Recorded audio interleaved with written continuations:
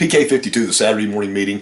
Don't want to go too far into this drive system, but you guys all know that if I wanted to, we could go probably 5 or 6 more weeks just talking about the nuances of the drive systems of the Toyotas. One thing I want you guys to realize is the 4Runner. You know, we're trying to sell this 4Runner against other manufacturers' vehicles, and that's really ridiculous. This thing is a frame-on beast mode vehicle, and we refined it, and now we drive it to the country club, and you can go anywhere with it. It's luxurious on the inside, but when you strip away everything, this thing is a monster.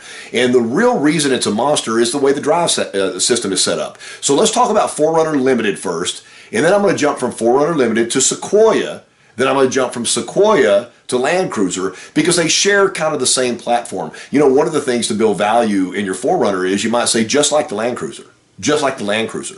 Just like the Land Cruiser, the 4Runner has a Torsen limited slip center differential. Torsen, torque sensing. That means it has the ability to change.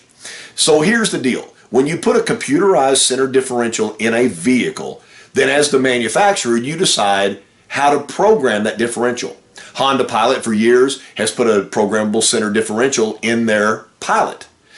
The problem is they've programmed it to be 100% front wheel drive, and with any kind of front wheel slippage, 30% to the back, 70-30. That's a car. That's a car. And the only reason that you would do 100% front wheel drive is to try to ooch out another mile or 2 miles per gallon, and then claim that you're the leader in the miles per gallon in your category in an SUV, which is kind of stupid. Hey, we get 17 and you only get 16. I mean, it kind of becomes ridiculous. However, when I take this thing off-road, or when I'm selling this thing, what's left is the drive system and how awesome this vehicle really is. Let's focus on the page, and let me see if I can Bill Nye the Science Guy and walk you through this. Okay, so 4Runner Limited.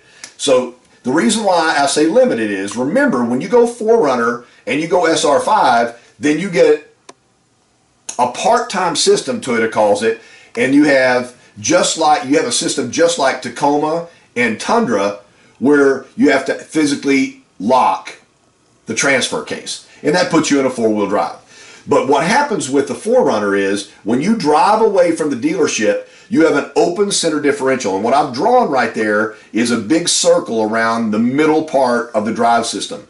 Open means power can flow freely between the axles, so it can flow here to here. As I said earlier, Toyota programs this and can decide exactly how much power they want to the front and how much power they want to the rear. Any number is possible. Just like Honda did 100 and 0, we did 40% to the front and 70% to the rear. So, excuse me, you know, sometimes you make a mistake. I don't like to make them, but that actually has to equal 100.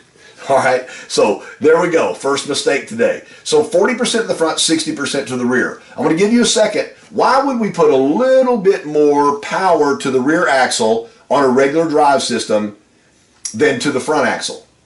Give you a couple of seconds, and I know what you're thinking, trailering capacity. That's exactly right, because we have the ability to tow with this vehicle, so we want a majority of the power to be coming to the rear axle.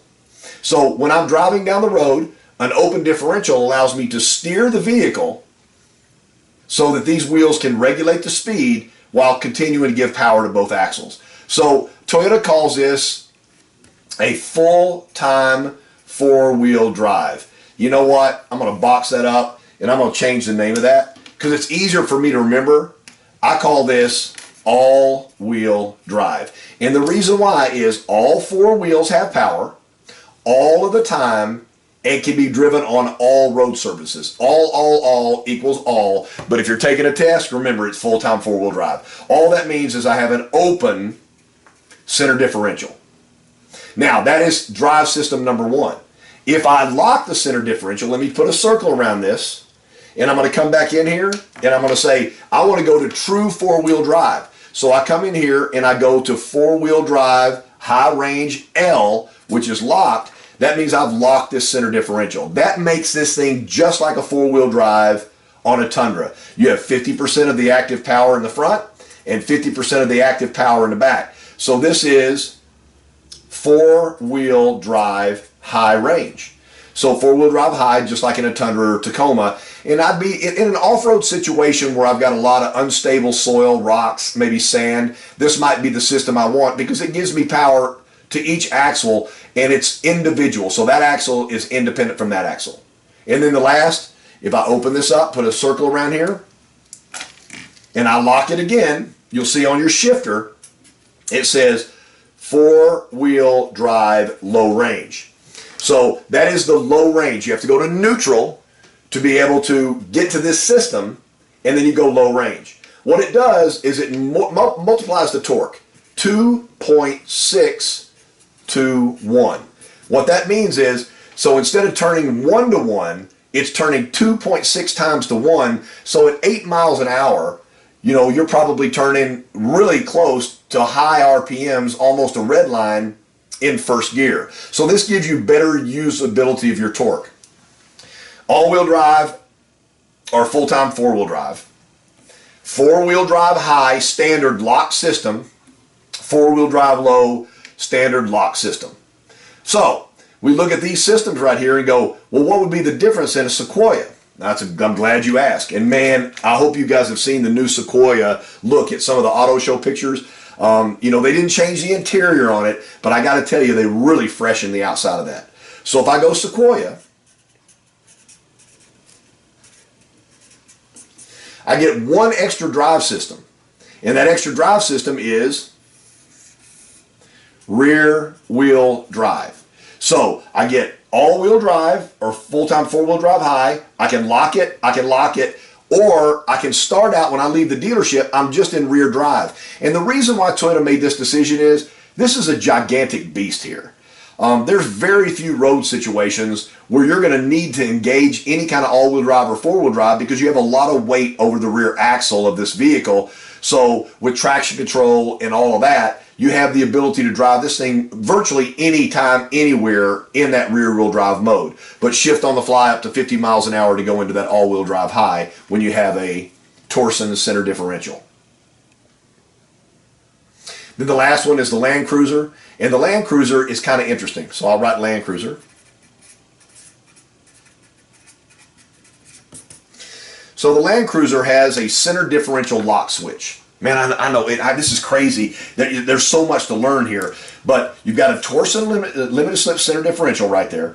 So, but it's got a lock switch. So I can have all-wheel drive high, four-wheel drive high, four-wheel drive low, and watch this, all-wheel drive low range. That is a low range, 2.6 to 1 with an open center differential.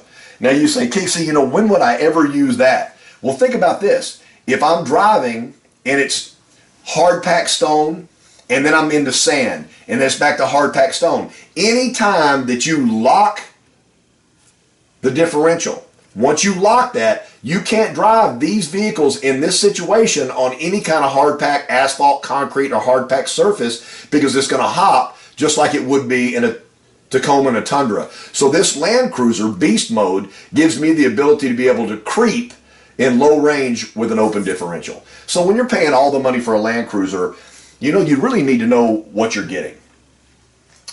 So, finishing up this series, this has been the drive system over the last couple of weeks. I've put out some systems for drive systems, and there's a bunch of stuff out there in the Saturday morning meeting you can review. Hopefully this has been clear enough so you can get your mind around it and then do your own presentation with your own format, at your own pace, with your own personality. But you want the customer to look at you and go, you know what, I didn't realize that. I didn't realize that means that gives you the right to look at them and go, well, then I have to raise the price a little bit. And they go, no, don't raise the price. I go, well, you didn't realize that, so you came in with a set price in your mind, and you're now getting more vehicle than you thought you were getting. So I tell you what, let's just make it fair because these vehicles are worth so much money at the end. Let's make sure it's worth some money in the beginning. It's okay to make a living selling cars. PK52, the Saturday morning meeting, drive systems made easy. PK52 bonus. I didn't know how far to go, but remember, when the Torsen limited slip differential is open, unlocked, And you'll see on your Forerunner, it has F, which is free. Okay, I don't know why we have so many terms, because all of these terms mean the same thing. It means power can travel through the differential to the axles. So when the tire starts to slip, let's say that your front tire or rear tire starts to slip, while you're in the open, unlocked, or free, remember it's 40% to the front and 60% to the back. I did my math right that time. That does equal 100.